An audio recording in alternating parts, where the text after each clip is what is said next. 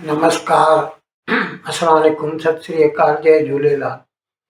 मैं हूं जी प्रेम मटलानी और आप देख रहे हैं हालत हाजरा का प्रोग्राम। हकीकत ये है, इब्तदा में आपसे दरखास्त है, चैनल जरूर सब्सक्राइब करें। दोस्तों, भारतीय एक फिल्म थी मशाल। हो सकता है हमारे देखने सुनने वालों ने कभी देखी हो। दिलीप कुमार और अनिल कपूर था। उसमें विलेन था अमरीश पुरी और उसका तकिया कलाम होता है, तोलाराम, जमाना बहुत खराब है। आज हम यकीन के साथ कह सकते हैं, सियासत बहुत खराब चीज है। वोटर कभी किसी का नहीं हुआ। यकीन के साथ कोई भी उम्मीदवार ये नहीं कह सकता कि वोटर, क्योंकि उसने पिछली मर्तबा उसके हक में फैसला दिया है, तो इस मर्तबा भी वो उसी को ही चुनेगा। और ये इसका सबसे बड़ा सबूत कल जो दिल्ली की इलेक्शन के रिजल्ट्स आए, उससे पता चलता है। एक वक्त था 2015 में, केजरीवाल की आप पार्टी ने 70 में से 67 सीट्स जीती थी। सिर्फ 3 सीट अपोजिशन के हाथ में आई थी, एक रिक्शा में चढ़ने के काबिल। उसके बाद 2020 में 62 सीट्स, इतनी बड़ी मेजॉरिटी लेने वाला, और उसके बाद उसने पंजाब में भी इलेक्शन जीत के दिखाए। आज वो कहीं दिखाई नहीं दे रहा। वो क्या है, जमीन खा गई नौजवान कैसे कैसे। हम कह सकते हैं कि अरविंद केजरीवाल भी जमीन दोज हो गया। अब इसकी कई वजूहात है। जो सेफोलॉजिस्ट है वो इसके ऊपर एड नासियम बोलते हैं, यानी लोग थक जाए यहाँ तक इस पे बहस करते बैठेंगे। हर आदमी अपना अपना असेसमेंट, अपना अपना तज्जिया देगा। हम भी अपनी सही कोशिश कर रहे हैं। अपनी तरफ से जो हमारा टेक है वो हम अपने देखने और सुनने वालों के आगे रख रहे हैं। सबसे बड़ी बात ये, 2011 में जब अन्ना हजारे ने भूख हड़ताल की थी, मेरे ख्याल में 12-13 दिन तो चली थी वो भूख हड़ताल, जिसने कांग्रेस की हुकूमत की जो है जूड़े हिला दी थी।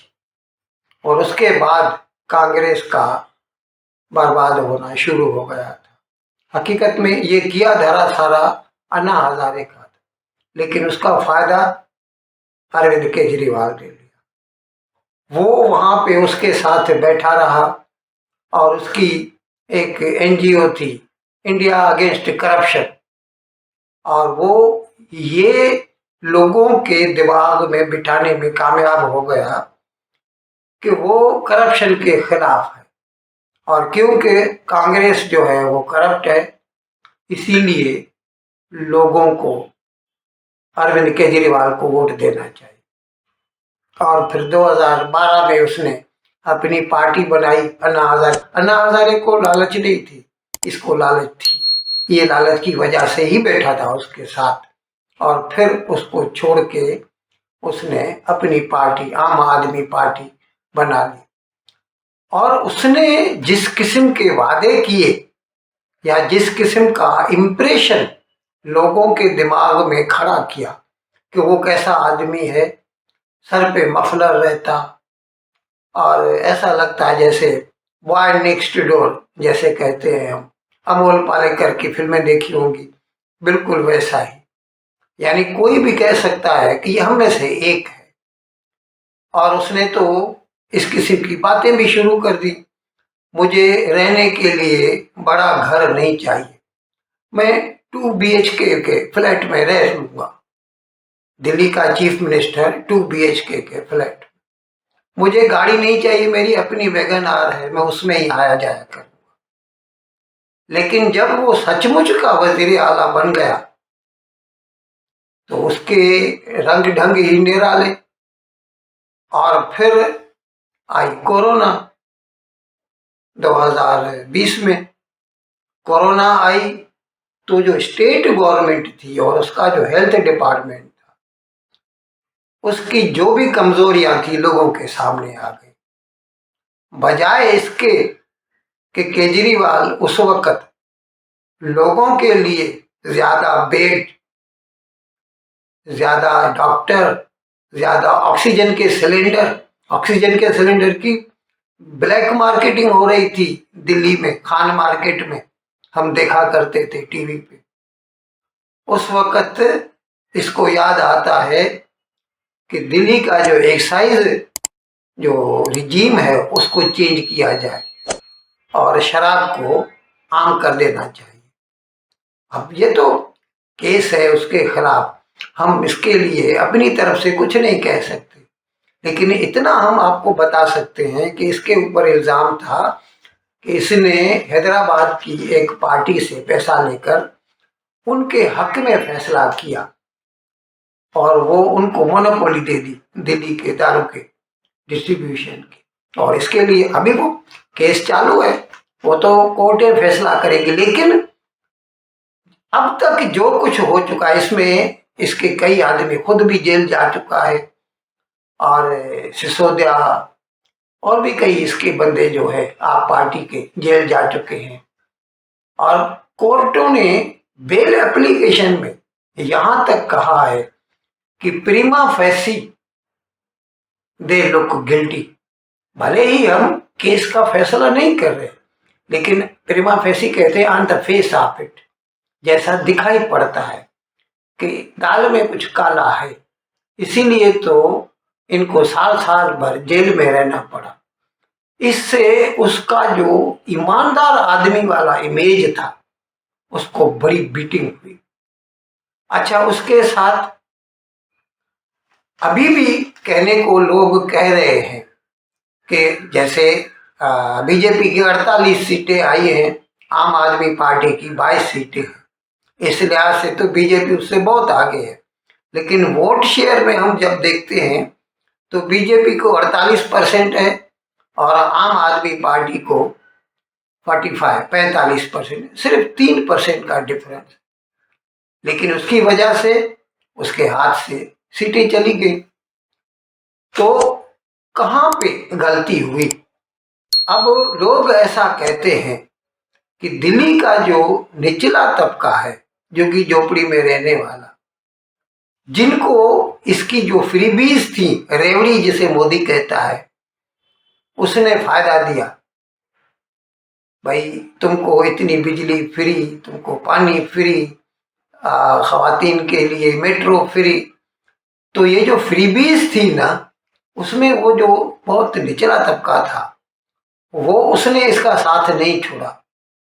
लेकिन जो मिडिल क्लास है, अभी मिडिल क्लास में सब आ जाता है, जिनको साल के 5 लाख कमाई होती है या जिनको साल के 20 लाख भी कमाई होती है, वो भी मिडिल क्लास है। बहुत महंगाई बढ़ गई है। ऐसा नहीं है कि कोई 1 लाख रुपए महीना कमाता है तो उसकी जिंदगी आसान हो जाती है। और खासतौर पर दिल्ली में, इतना बड़ा शहर है, बावजूद इसके कि सरकार की तरफ से कई फैसिलिटीज हैं, लेकिन फिर भी खर्चा होता है। तो जो मिडिल क्लास है, it can see the dichotomy, और यूं कह सकते हैं कि मुनाफकत इसके जो कथनी और करनी में थी, कौलो फैल में थी। कहता था मैं 2 BHK के फ्लैट में रहूंगा, बड़ा महल सा घर बनाया जिसके ऊपर करोड़ों लागत आई उसको रिफर्बिश करने में। कहते हैं 40 तो उसमें एयर कंडीशनर थे। अब ये है पीपुल्स चीफ मिनिस्टर। सेम जैसा अभी मैं आपका इसका मुआवजा आप पाकिस्तान के इमरान खान से कर सकते हैं। वो भी ईमानदारी के प्लैंक पे आया था, लेकिन जब उसको वज़रात उज़्मा मिली तो उसने भी दोनों हाथों से लूटना शुरू करी और आज वो जेल में है। उसके ऊपर एक नहीं कई केस चल रहे हैं। भले ही वो कुछ भी कहता बैठे, लेकिन अब तक कोर्टों ने उसको छोड़ा नहीं है। इसी तरह ये भी ईमानदारी की प्लैंक पे आया था, लेकिन फिर जो कहता रहा उस पर अमल दरामद न कर सका। अच्छा, मिडिल क्लास की जब हम बातें करते हैं तो मिडिल क्लास के लिए दिल्ली की तरक्की, दिल्ली की मेट्रो, भले ही शुरू में तो पहले तो शीला दीक्षित ने काम किया था, लेकिन उसको आगे बढ़ाया बीजेपी ने।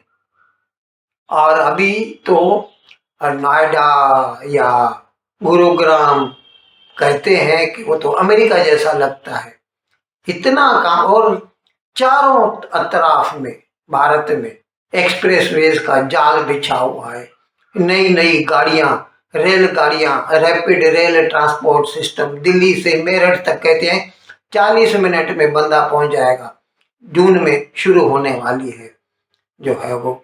तो इस किस्म के जो भी मंसूबाजात बीजेपी ने बनाए, और उन्होंने आगे के लिए भी वादा है, और वो तो कहते हैं आपको डबल इंजन की सरकार को सपोर्ट करना चाहिए, यानी अपनी स्टेट में भी और मरकज में भी। मरकज में तो बीजेपी है और ये 29 तक चलेगी, और ये अभी सूबे में भी, दिल्ली सूबे में भी बीजेपी आ गई, तो उम्मीद कर सकते हैं दिल्ली का आम आदमी जो है कि उनकी जिंदगी और आसान हो जाएगी। लेकिन मैं फिर से उस बात को दोहराना चाहूँगा कि सियासत बड़ी गंदी चीज़ है। केजरीवाल ने तो शायद ऐसा सोच लिया था कि वो कुछ भी करेगा, दिल्ली के लोग उसको वोट देंगे ही देंगे। तो मेरे भाई, ऐसा नहीं है। सियासत बड़ी गंदी चीज़ है। तोला राम, ज़माना बहुत ख़राब है। इन अल्फाज के साथ आज का प्रोग्राम ख़त्म करने की आपसे इजाज़त चाहता हूँ, लेकिन विदाई लेने से पहले एक मरतबा फिर आपसे मेरी दरख्वास्त है कि जिस किसी साहब या साहबा ने अब तक हमारे इस चैनल को सब्सक्राइब नहीं किया, अज़राए करम इसको जल्द से जल्द सब्सक्राइब करें, प्रोग्राम को लाइक करें, शेयर करें और घंटी का बटन दबाना न भूलें। बहुत बहुत शुक्रिया। खुदा।